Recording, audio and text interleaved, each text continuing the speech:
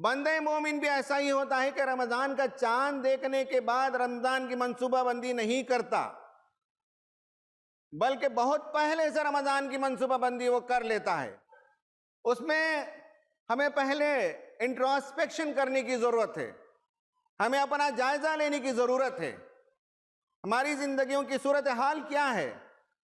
ہم کہاں کھڑے ہیں روحانی طور پر، ایمانی طور پر، اور اسلام کے لیے ہمارا کتنا کمٹمنٹ ہے، دین سے ہماری کتنی واقفیت ہے، قرآن ہم کتنا جانتے ہیں، مزاج کا کیا حال ہے، کہیں غصہ تو زیادہ نہیں ہے، کہیں مایوسی تو نہیں ہے، کہیں زبان کی خرابی تو نہیں ہے، کہیں مزاج کی اور خرابیاں تو نہیں ہیں۔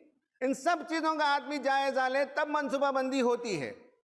تو پہلے تو انٹراسپیکشن کرنا ہوتا ہے۔ جس طرح سے ایک بزنس مین اپنا اسٹاک لیتا ہے اور معلوم کرتا ہے اس کے حساب سے آنے والے سیزن کی تیاری کرتا ہے، اس طرح سے ہمیں اپنی زندگیوں کا جائزہ لینے اور احتساب کرنے کی ضرورت ہے۔